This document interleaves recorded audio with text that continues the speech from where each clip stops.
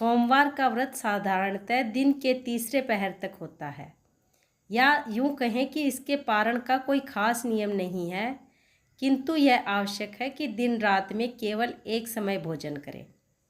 सोमवार के व्रत में शिवजी पार्वती जी का पूजन करना जैसे साधारण व्रत होते हैं और 16 सोमवार के व्रत होते हैं, इनका एक जैसा ही पूजन होता है।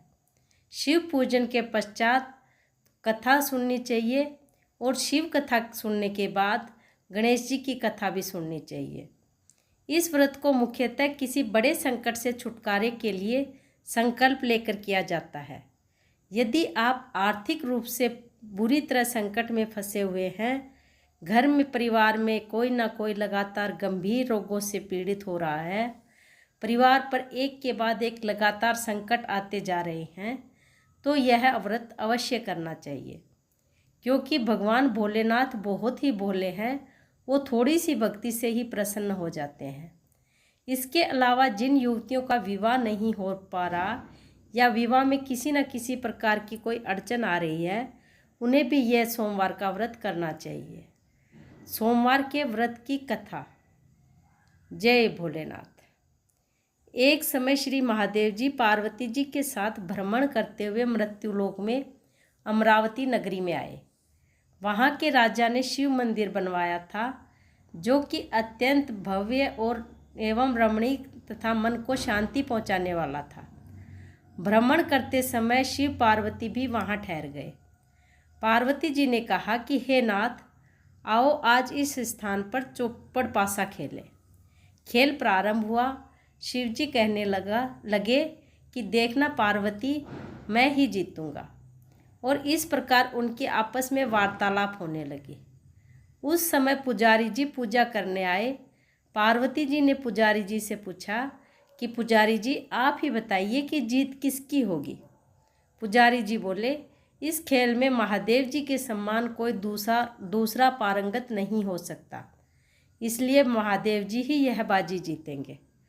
परंतु हुआ उल्टा, जीत पार्वती जी की हुई। अतः पार्वती जी ने पुजारी जी को कोढ़ी होने का श्राप दे दिया कि तूने मिथ्या भाषण किया है। अब तो पुजारी कोढ़ी हो गया। शिव पार्वती जी दोनों वापस चले गए। कुछ समय पश्चात अप्सराएं पूजा करने आई। अप्सराओं ने पुजारी जी को उनके कोढ़ी होने का कारण पूछा, तो पुजारी जी ने सब बातें बता दी। अप्सराएं कहने लगे कि पुजारी जी, आप 16 सोमवार का व्रत करें तो शिव जी प्रसन्न होकर आपके सारे संकट दूर कर देंगे। पुजारी जी ने अप्सराओं से व्रत की विधि पूछी। अप्सराओं ने व्रत करने और व्रत के उद्यापन करने की संपूर्ण विधि बता दी। पुजारी जी ने विधि पूर्वक श्रद्धा भाव से व्रत प्रारंभ किया और अंत में व्रत का उद्यापन भी किया। व्रत के प्रभाव से पुजारी जी रोग मुक्त हो गए। कुछ दिनों बाद शंकर पार्वती जी पुनः उसी मंदिर में आए, तो पुजारी जी को रोग मुक्त देखकर पार्वती जी ने पूछा कि मेरे दिए हुए श्राप से मुक्ति पाने का आपने कौन सा उपाय किया।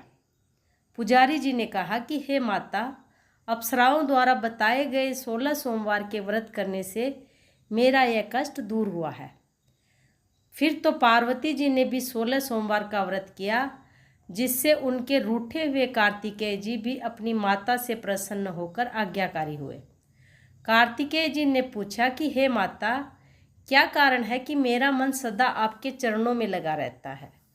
पार्वती जी ने कार्तिकेय को 16 सोमवार के व्रत का महामय विधि बताई। तब कार्तिकेय जी ने भी इस व्रत को किया तो उनका बिछड़ा हुआ मित्र मिल गया। अब मित्र ने भी इस व्रत को अपने विवाह होने की इच्छा से किया। फलतः वह विदेश गया। वहाँ के राजा की कन्या का स्वयंवर था।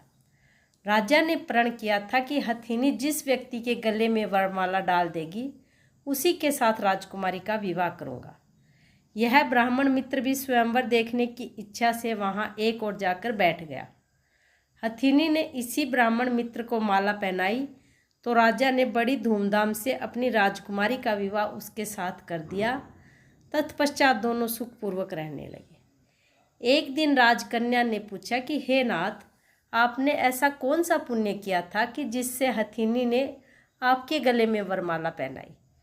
ब्राह्मण पति ने कहा कि मैंने मेरे मित्र कार्तिकेय जी द्वारा बताए गए 16 सोमवार का व्रत पूर्ण विधि विधान सहित श्रद्धा भक्ति से किया, जिसके फल के कारण मुझे तुम्हारे जैसी सौभाग्यशाली पत्नी मिली। अब तो राजकन्या ने भी सत्य पुत्र प्राप्ति के लिए व्रत किया और सर्वगुण संपन्न पुत्र प्राप्त किया। बड़े होकर पुत्र ने भी राज्य प्राप्ति की कामना से 16 सोमवार का व्रत किया। राजा के देवलोक होने पर इसी ब्राह्मण कुमार को राजगद्दी मिली, फिर भी वह इस व्रत को करता रहा। एक दिन उसने अपनी पत्नी से पूजा सामग्री शिवालय ले चलने को कहा, परंतु उसने पूजा सामग्री अपने दासियों द्वारा भिजवा दी। जब राजा ने पूजन समाप्त किया तो आकाशवाणी हुई कि हे राजा, तुम इस पत्नी को त्याग दो, नहीं तो अपने राजपाट से हाथ धोना पड़ेगा। प्रभु की आज्ञा मानकर उसने अपनी पत्नी को महल से निकाल दिया। तब वह अपने भाग्य को कोसती हुई एक बुढ़िया के पास गई और अपना दुखड़ा सुनाया तथा बुढ़िया को बताया कि मैं पूजन सामग्री राजा के कहे अनुसार शिवालय में नहीं ले गई और राजा ने मुझे निकाल दिया। बुढ़िया ने कहा कि तुझे मेरा काम करना पड़ेगा। उसने स्वीकार कर लिया। तब बुढ़िया ने सूत की गठरी उसके सिर पर रखी और बाजार भेज दिया। रास्ते में आंधी आई तो सिर पर रखी गठड़ी उड़ गई। बुढ़िया ने उसे डांटकर भगा दिया। अब रानी बुढ़िया के यहाँ से चलते चलते एक आश्रम में पहुँची। गुसाई जी उसे देखते ही समझ गए कि यह उच्च घराने की अबला विपत्ति की मारी है। वे उसे धैर्य बंधाते हुए बोले, बेटी तू मेरे आश्रम में रह, किसी प्रकार की चिंता मत कर। रानी आश्रम में रहने लगी, परंतु जिस वस्तु को वह हाथ लगाती वह वस्तु खराब हो जाती। यह देखकर गुसाई जी ने पूछा, बेटी किस देव के अपराध से ऐसा होता है? तब रानी ने बताया कि मैंने अपने पति की आज्ञा का उल्लंघन किया और शिवालय में पूजन के लिए सामग्री नहीं लेके गई, इससे मुझे घोर कष्ट उठाने पड़ रहे हैं। गुसाई जी ने शिवजी से उसके कुशल क्षेम के लिए प्रार्थना की और कहा कि बेटी तुम 16 सोमवार का व्रत विधि के अनुसार करो। तब रानी ने विधि पूर्वक व्रत पूर्ण किया। व्रत के प्रभाव से राजा को रानी की याद आई और दूतों को उसकी खोज में भेज दिया। आश्रम में रानी को देख दूतों ने राजा को बताया। तब राजा ने कहा, गुसाई जी महाराज, यह मेरी पत्नी है, मैंने इसका परित्याग कर दिया था।